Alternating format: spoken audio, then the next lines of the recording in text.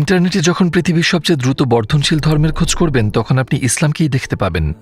সাম্প্রতিক বছরগুলোতে পরিচালিত এক জরিপে বিস্ময়করী ফলাফলটি উঠে এসেছে।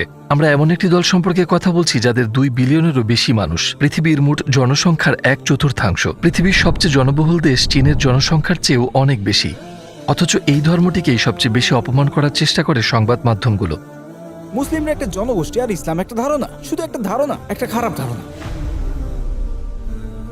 অপরদিকে এটি হচ্ছে সেই ধর্ম যাতে সবচেয়ে বেশি সংখ্যক মানুষ ধর্মান্তরিত হয়। কি অদ্ভুত ব্যাপার, তাই না? সামগ্রিক চিত্রটাই আসলে বেশ মজার। কিভাবে মানুষ মুসলিম হয়েছেন সেই সব গল্প এখন রয়েছে ইন্টারনেট জুড়ে। দিনে দিনে বহু সেলিব্রিটি ঘোষণা দিয়েছেন যে তারা মুসলিম হয়েছেন। উদাহরণ হিসেবে বলা যায়, সম্প্রতি অ্যান্ড্রু টেটের নাম ছড়িয়েছে ব্যাপকভাবে। ইসলাম খুবই সুন্দর এবং কনভার্ট হওয়ার পর থেকে অনেক পরিবর্তন অনুভব করেছি, আর আমি মনে করি বর্তমান পৃথিবীর অনেক সমস্যার সমাধানের দিকে আছে। সাবেক ডাচ এমপি জোরাম ভ্যান ক্লাফেরেন: আমি ইসলামের বিরুদ্ধে বই লেখার সিদ্ধান্ত নিয়েছিলাম, যার শুরুটা হয়েছিল ইসলাম বিদ্বেষ দিয়ে, পরবর্তীতে হয়ে যায় স্রষ্টাকে খুঁজে পাওয়ার মাধ্যম, আর আমার মুসলিম হওয়ার মধ্য দিয়ে হলো এর সমাপ্তি। সাবেক রকস্টার ক্যাট স্টিভেন্সের নাম এখন ইউসুফ ইসলাম। কারণ কোরআন পড়তে শুরু করার পর যে বিষয়টি আমাকে সবচেয়ে বেশি ভাবিয়ে তোলে সেটা হলো কোরআন এমন সব দিক নির্দেশনা দিয়ে পূর্ণ যা আপনাকে ভাবিয়ে তোলে। আমরা দেখতে পাচ্ছি প্রতি বছরই অমুসলিম দেশগুলোতে মুসলিম জনগোষ্ঠীর সংখ্যা বেড়েই চলেছে হাজারে হাজারে। 50 বছর পরে কি ঘটবে তা অনুমান করাও এখন অসম্ভব। ব্যাপারটা সত্যি অকল্পনীয়। ইসলামের ব্যাপারে মানুষের এত আগ্রহের কারণটা আসলে কি? তারা কি এমন দেখছে যাতে অনেকেই মুসলিম হয়ে যাচ্ছে? ইসলামের প্রতি বিরূপ মনোভাব, শত্রুভাবাপন্ন হওয়া সত্ত্বেও আমরা এর 4টি গুরুত্বপূর্ণ কারণ খুঁজে পেয়েছি, যেগুলো মানুষের মুসলিম হওয়ার সিদ্ধান্ত গ্রহণের ক্ষেত্রে প্রভাব ফেলে। আসুন তবে জেনে নেওয়া যাক কারণগুলো। ফ্যাক্টর 1, আমরা ইতিপূর্বে বলেছি যে ইসলাম হচ্ছে এমন একটি ধর্ম যা নিয়ে মিডিয়া সবসময় অপমান আর অবমূল্যায়নের সোচ্চার থাকে। ইসলামের এত অপবাদ সত্ত্বেও মুসলিমদের ইসলাম ধর্মে ধর্মান্তরিত হওয়ার প্রধান কারণটা হচ্ছে এই মানুষগুলো তাদের রেফারেন্স হিসেবে ব্যবহার করে কুরআন, আমাদের নবীকে, মিডিয়াকে কিংবা সেসব মুসলিমকে নয় যাদের কার্যকলাপ ইসলামের সঙ্গে সামঞ্জস্যপূর্ণ নয়। তারা সরাসরি খতিয়ে দেখেছে কোরআনের সেই প্রথম ছাত্রটির জীবনকে। তারা জেনেছে সেই মানুষটি সম্পর্কে যিনি ইসলামের বিধান পালন করেছেন সর্বোত্তম রূপে, আমাদের নবীকে। তাকে আবিষ্কার করেন এমন একজন মানুষ হিসেবে যিনি ছিলেন অত্যন্ত বিশ্বস্ত। তার শত্রুদের কাছেও জন্ম থেকেই তিনি ছিলেন তাদের সাথে, এবং তিনি পরিচিতি পেয়েছিলেন তার বিশ্বস্ততার জন্য, সর্বোচ্চ নৈতিক মূল্যবোধের জন্য। একবারের জন্যও তাকে মিথ্যা বলতে দেখা যায়নি, আর তাই তাকে বলা হতো আলামিন, অর্থাৎ বিশ্বাসী। তাকে এই নাম দেওয়া হয়েছিল তার নবুয়ত প্রাপ্তির আগেই, এবং নামটা দিয়েছিল সেই সব লোক যারা পরবর্তীতে ইসলামের শত্রু ছিল। কিন্তু যখন তিনি নবী হলেন তখন এই যুগের ইসলাম বিদ্বেষের চেয়েও ভয়ঙ্কর হয়ে উঠেছিল ইসলাম বিদ্বেষ। হযরত মুহাম্মদ সাল্লাল্লাহু আলাইহি ওয়াসাল্লাম ও তার অনুসারী সবাই চরম নির্যাতন নিপীড়নের শিকার হয়েছিলেন, কিন্তু ইসলামের প্রভাব ছিল ব্যাপক।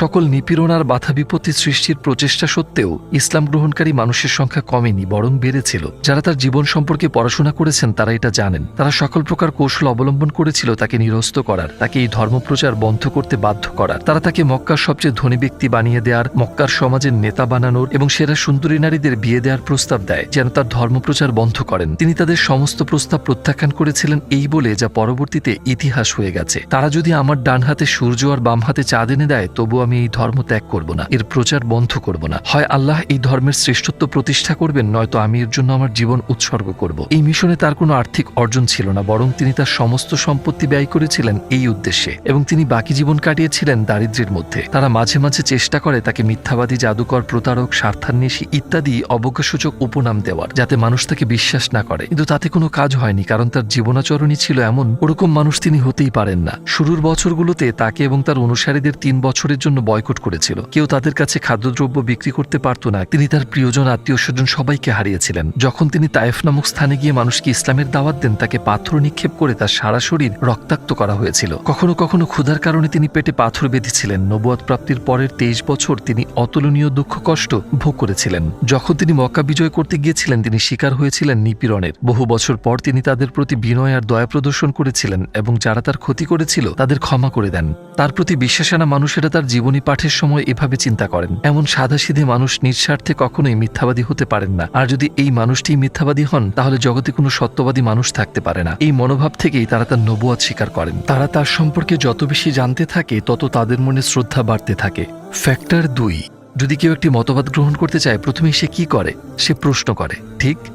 যদি যুক্তিযুক্ত মনে হয় মতবাদটা সে গ্রহণ করে। ধর্মের বেলায়ও ঠিক তাই সত্যি। মানুষ বিশ্বাসের ব্যাপারে প্রশ্নের উত্তর চায়, কিন্তু কিছু বিষয় রয়েছে যেগুলো সকল ধর্মেই অসম্পূর্ণ, যেগুলো ব্যাখ্যা করা যায় না এবং যেগুলোর পক্ষে যুক্তি খুঁজে পাওয়া যায় না। এসব ব্যাপারে একরকম সাধারণ গ্রহণযোগ্যতা রয়েছে। ধর্ম হচ্ছে হৃদয়ের সাথে সম্পর্কিত একটি ব্যাপার। এটি কোনো যুক্তির বিষয় নয়। শুধু বিশ্বাস করো আর সেই বিশ্বাস নিয়ে চলো, প্রশ্ন করো না। একমাত্র একটি ধর্মই এর ব্যতিক্রম, আর তা হলো ইসলাম। হ্যাঁ, ইসলাম ছাড়া আর কোনো ধর্মই এত পরিষ্কারভাবে প্রশ্নের উত্তর দিতে পারে না। এর সাক্ষী প্রচুর গ্রন্থ, যেগুলো ইসলামের ইতিহাসের 1400 বছর ধরে লেখা হয়েছে, এবং সেসব প্রশ্ন যেগুলো এ যাবৎ উত্থাপন করা হয়েছে। গত শতাব্দীতে লেখা রিসালে নূর তাফসিরগুলো হচ্ছে এর অন্যতম উদাহরণ, যার মীমাংসার ভিত্তি হচ্ছে মেধা আর হৃদয়। যেখানে অন্য কোনো ধর্মই প্রমাণ ভিত্তিক নয়, সেখানে ইসলামের পক্ষে রয়েছে ডজন ডজন প্রমাণ। শুধু ইউটিউবে অথবা গুগলে টাইপ করে আপনি সহজেই কিছু জিনিস পড়ে ফেলতে পারেন। কুরআন এবং হাদিসের বহু আয়াতই সবসময় মানুষকে উৎসাহিত করে যুক্তি ব্যবহার করতে এবং জ্ঞান বিজ্ঞান চর্চা করতে। ইসলাম যে সবচেয়ে যুক্তিপূর্ণ ধর্ম, সেটা ইসলামের সবচেয়ে মৌলিক বিষয়টির দিকে দৃষ্টিপাত করলেই বোঝা যায়। সেটা হচ্ছে বিশ্বাস পদ্ধতি, এক আল্লাহতে বিশ্বাস। ইসলাম হচ্ছে এমন একটি ধর্ম যাতে রয়েছে সৃষ্টিকর্তা সম্পর্কে সবচেয়ে পরিষ্কার ব্যাখ্যা। অন্য কোনো ধর্মীয় বিশ্বাসী সৃষ্টিকর্তার বৈশিষ্ট্যসমূহ সম্পূর্ণরূপে উল্লেখ করে না। ইসলামে সেখানে তার গুণাবলী উল্লেখের পাশাপাশি বিশ্বজগতে তার সৃষ্টি সম্পর্কে বিস্তারিতভাবে বলা হয়েছে। একটা ধর্মকে কিভাবে সত্য বলে ধরে নেওয়া যায় যদি তাতে সৃষ্টিকর্তা সম্পর্কিত কোনো তথ্য উল্লেখ করা না হয়, যদি শুধু ব্যবহার করা হয় অজানা শক্তি কিংবা এরকম অর্থবোধক শব্দ, যদি আপনি শুধু সেটাকে একমাত্র মানদণ্ড হিসেবে ব্যবহার করেন, তাহলে আর কিছু ধর্মই টিকে থাকে এবং ইসলাম ব্যতীত সকল ধর্মের ব্যাখ্যাতেই যৌক্তিক ভুলভ্রান্তি ও ত্রুটি পরিলক্ষিত হয়। ইসলাম আমাদের এমন একজন খোদার সংজ্ঞা দেয় যার রয়েছে অসীম ক্ষমতা এবং যার কোনো দুর্বলতা নেই। অন্যভাবে বলতে গেলে ইসলামের সাথে অন্য সব ধর্মের পার্থক্য হচ্ছে ইসলামে আল্লাহতে বিশ্বাসের ক্ষেত্রে কোনো ভুলের স্থান নেই। এই ধর্মে প্রদান করা হয় আল্লাহর সবচেয়ে সঠিক সংজ্ঞা। এবার আমরা বলতে পারি এই ধর্ম আসলেই কি প্রেরিত ধর্ম? অন্য কথায়, কুরআনে যে সত্তা নিজের পরিচয় দিচ্ছেন, তিনি কি আসলেই এই বিশ্বজগতের সৃষ্টিকর্তা? ফ্যাক্টর 3। আর একটা গুরুত্বপূর্ণ কারণ হচ্ছে 1400 বছর আগে ইসলাম যেসব সমস্যার পূর্ণাঙ্গ সমাধান এনেছিল তা আজও বিদ্যমান। আমরা 3টি মৌলিক উদাহরণ দিই।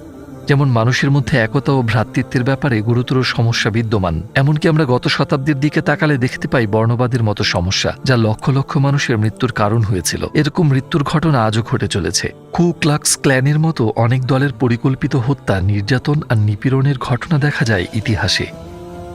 কখনো কখনো এরকম বর্ণবাদী ঘটনা সরাসরি ঘটিয়েছে রাষ্ট্র, যেমনটি ঘটেছে নাৎসি জার্মানিতে এবং চীনে। দূরে যেতে হবে না, আমরা এই ছবিটা দেখতে পারি। ছবিটা তোলা হয়েছিল ব্রাসেলসে 1958 সালে। আপনি যদি ইন্টারনেটে হিউম্যান জু লিখে সার্চ করেন, তাহলে আপনি এরকম ছবি দেখতে পাবেন। তারা আফ্রিকার কালো মানুষদের খাঁচায় বন্দী করে রাখতো আর দর্শনার্থীদের দেখাতো যেন ওই মানুষগুলো পশু। দেখুন এই মানুষগুলোকে, তাদের দেখে কি মনে হয় তারা খুব আনন্দে আছে? এই শিশুটির সঙ্গে ওরা যে আচরণ করছে তা কি যথেষ্ট অমানবিক নয়? এমন নয় যে এটা শুধু ব্রাসেলসেই ঘটেছে। 1900 সাল থেকে শুরু করে একটা সময় পর্যন্ত যুক্তরাষ্ট্র, ফ্রান্স এবং জার্মানির মতো দেশে মানব চিড়িয়াখানা ছিল, অথচ এগুলোই উন্নত আর সভ্য দেশ। তাদের তো এমনটি করার কথা না, ঠিক বলছি তো? এখন দেখা যাক যে ধর্মটিকে তারা অযোগ্য বলে থাকে, সেই ইসলাম কিভাবে এই বিষয়টিকে দেখে। হে মানব জাতি, আমি তোমাদেরকে এক পুরুষ ও এক নারী থেকে সৃষ্টি করেছি এবং তোমাদেরকে বিভিন্ন জাতি ও গোষ্ঠীতে বিভক্ত করেছি যাতে তোমরা পরস্পর পরিচিত হতে পারো। নিশ্চয়ই তোমাদের মধ্যে আল্লাহর নিকট সেই লোকই অধিক সম্মানিত যে লোক অধিক মুত্তাকি, এবং নিশ্চয়ই আল্লাহ সর্বজ্ঞ। কোরআনে বলা হয়েছে যে বহু সংখ্যক জাতি সৃষ্টি করা হয়েছে যাতে তারা একে অপরকে জানতে পারে, এক জাতির উপর অন্য জাতির নিপীড়নের জন্য নয়। ওই ব্যক্তি আমাদের দলভুক্ত নয় যে আসাবিয়ার দিকে মানুষকে আহ্বান করে বা আসাবিয়ার কারণে লড়াই করে কিংবা আসাবিয়ার কারণে মৃত্যুবরণ করে। আমরা কথা বলছি সেই ধর্ম সম্পর্কে যাতে এমনটি বলা হয়েছে। এটি এমন একটি ধর্ম যেখানে এক জাতির উপর অন্য জাতিকে কর্তৃত্ব দেওয়া হয়নি, অথচ ইতিহাসে এই ভুলটাই ঘটতে দেখা গেছে বিশ্বজুড়ে। প্রতি বছর হজের সময় সকল জাতি, বর্ণ ও ভাষার মানুষ একই রকম পোশাক পরে পাশাপাশি অবস্থান করে প্রার্থনা করে। তাদের মধ্যে কোনো শ্রেষ্ঠত্বের বোধ কিংবা ধন সম্পত্তির গর্বের চিহ্নও থাকে না। ইসলাম 1400 বছর আগের এমন একটি দর্শন তুলে ধরে যেটি এখনকার সভ্যতাতেও নেই। ইসলাম যে বড় বড় সমস্যাগুলোর সমাধান এনেছে, সেগুলোর মধ্যে রয়েছে ক্ষুধা আর দারিদ্রতার সমাধানের পাশাপাশি ইসলাম মানুষকে আদেশ দেয় সেসব সমাধান মেনে চলতে। ইসলাম ধনী গরিবের মধ্যে সেতুবন্ধন রচনা করেছে আর তার নাম দিয়েছে জাকাত। ধনী বিবেচনার ক্ষেত্রে ইসলাম কিছু নিয়ম নির্ধারণ করে দিয়েছে। যে ব্যক্তির ওই সীমার চেয়ে বেশি সম্পত্তি রয়েছে তাকে তার সম্পত্তির 40 ভাগের 1 ভাগ অর্থাৎ 2.5% দরিদ্রদের মাঝে বিলিয়ে দিতে হবে, তার যত সম্পত্তিই থাকুক না কেন। এতে একদিকে যেমন দরিদ্রদের অভাব মিটে যায়, অন্যদিকে তেমনি ভ্রাতৃত্বের বন্ধন দৃঢ় হয়। ধনীরা দরিদ্রদের উপেক্ষা করতে কিংবা তাদের কাছ থেকে দূরে সরে থাকতে পারে না, এবং দরিদ্ররা ধনীদের হিংসা করে না কিংবা তাদের প্রতি রাগ পুষে রাখে না, বরং তাদের মধ্যে ঘনিষ্ঠতা তৈরি হয়। এবং এতে অর্থনৈতিক সমস্যার সমাধানের পাশাপাশি ভ্রাতৃত্বের বন্ধন সমর্থন নিশ্চিত হয়। উপরন্তু ইতিহাসে এরকম বহু গুরুত্বপূর্ণ উদাহরণ রয়েছে। আনাতোলীয় সেলজুক রাষ্ট্রের সময়ে রোমের সেলজুক সালতানাতে জাকাতের জাহাজ পাঠাতে হতো আফ্রিকায়, কারণ সমগ্র আনাতোলিয়ায় জাকাত দেওয়ার মতো যথেষ্ট সংখ্যক দরিদ্র মানুষ ছিল না। হ্যাঁ, আফ্রিকা, যেখানে সাম্রাজ্য প্রতিষ্ঠা করেছে ইসলামের শত্রুরা। অন্য যেসব দেশে ইসলাম ভালোভাবে পালন করা হতো, সেখানে ধনীরা জাকাত দেওয়ার মতো মানুষ খুঁজে পেতে হিমশিম খেয়ে যেত, কারণ জাকাত আর দানের ফলে মানুষের মাঝে আর্থিক বৈষম্য দূর হয়ে গিয়েছিল। যে ব্যক্তি জাকাত গ্রহণ করত সেই পরবর্তীতে জাকাত দেওয়ার পর্যায়ে চলে আসত। অন্যদিকে আধুনিক সংস্কৃতি এই সমস্যার এমন কার্যকর সমাধান দিতে পারেনি, বরং সুদ ব্যবস্থার ফলে সৃষ্টি হয়েছে বিশাল বৈষম্য, যাতে দরিদ্ররা আরও দরিদ্র আর ধনীরা আরও ধনী হয়। সুদ ব্যবস্থা অর্থাৎ রিবা ব্যবস্থা মানুষকে বলে যে কাজ করবে তুমি, আর কিছুই না করে টাকা আয় করব আমি তোমাকে দারিদ্র্যের কষাঘাতে জর্জরিত করব। সুদের কারণে যেখানে বছরের পর বছর ধরে অসংখ্য জীবন ধ্বংস হয়ে যাচ্ছে, রিবা নিষিদ্ধকরণের মাধ্যমে ইসলাম এই সমস্যার সমাধান করেছিল 1400 বছর আগেই। এরকম আরও উদাহরণ আমরা দিতে পারি। জাকাত হচ্ছে সেই জিনিসগুলোর একটি যেগুলো ইসলামকে করেছে অনন্য, অসাধারণ। এত জীবন ঘনিষ্ঠ ধর্ম কি আর আছে? এমন কোনো সমস্যা নেই যেখানে ইসলামের সমাধান নেই। মন থেকে মস্তিষ্ক কিংবা পরিবার থেকে সমাজ, সকল সমস্যার সমাধান রয়েছে এটিতে। বস্তুত এটাই 4 নম্বর কারণ। ইসলাম মসজিদের 4 দেয়ালের মাঝে বন্দী হয়ে থাকে না। এটি শুধু মনে মনে পালন করার ধর্মও নয়, জীবন ও জগতের সকল সমস্যার সমাধান দেয় এই ধর্ম। এটি হচ্ছে আরেকটি মুখ্য বিষয় যেটি ইসলাম ধর্মে ধর্মান্তরিত মানুষদের মনোযোগ আকর্ষণ করে। কুরআন এবং নবীজির বাণীতে অর্থাৎ হাদিসে বিভিন্ন সমস্যার ব্যাপারে আমরা পাই প্রচুর শিক্ষা ও পরামর্শ। অধিকন্তু সময়ের সাথে সাথে বাতিল কিংবা পুরাতন হয়ে যাওয়ার মতো সাধারণ পরামর্শ এগুলো নয়। এইসব পরামর্শের প্রাসঙ্গিকতা ও প্রয়োজনীয়তা রয়ে গেছে 1400 বছর ধরেই। নবীজি আসসালাতু আসসালাম শুধু এগুলো বলেননি, বরং তিনি নিজে এগুলো পালন করে উদাহরণ রেখে গেছেন। কি কি ব্যাপারে তিনি শিক্ষা দিয়েছেন, আমরা কি কিছু উদাহরণ দেখব? প্রার্থনা বা ইবাদতের বিষয় ছাড়া সকল আইনগত বিষয়, রাষ্ট্র পরিচালনার জন্য খুঁটিনাটি বিষয়, জ্ঞানার্জন, বিজ্ঞান এবং প্রযুক্তির ব্যবহার, ব্যবসা বাণিজ্য, অর্থনীতি, রাষ্ট্র প্রশাসন ও কূটনীতি, মানুষের সাথে যোগাযোগ, আতিথেয়তা, ভালো প্রতিবেশী হওয়া, বন্ধুত্ব, আত্মীয় স্বজনদের দেখাশোনা করা, বিবাহ এবং পারিবারিক বিষয়, সন্তান লালন পালন, এতিমদের সুরক্ষা ও যত্ন, দরিদ্র ও অভাবগ্রস্তদের সহায়তা, রোগীদের যত্ন নেওয়া এবং তাদের প্রেরণা যোগানোর উপায়, মুখের কথার কারণে সৃষ্টি হওয়া সকল সমস্যার সমাধান, নেতৃত্ব ও দলগত কাজ, পরিচ্ছন্নতা এবং সে সম্পর্কিত খুঁটিনাটি বিষয়, আধ্যাত্মিক শিক্ষা দীক্ষা এবং পরিপক্কতা, ইতিহাস, একই সাথে ভবিষ্যতের ব্যাপারে যে বার্তা দেওয়া হয়েছিল তা সত্যি হয়েছে। আমরা অন্যান্য বিষয়ের তালিকা তৈরি করতে পারি। আপনি কি জানেন আর একটা মজার ব্যাপার কি?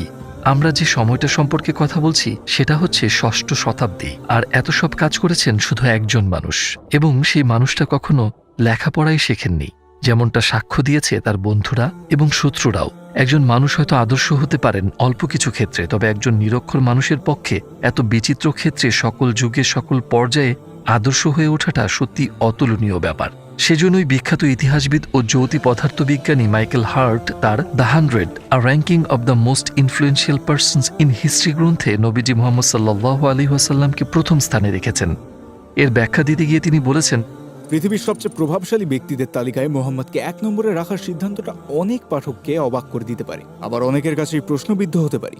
কিন্তু ইতিহাসে তিনি একমাত্র ব্যক্তি যিনি ধর্ম ও সংসার উভয় জীবনেই সবচেয়ে সফল ছিলেন।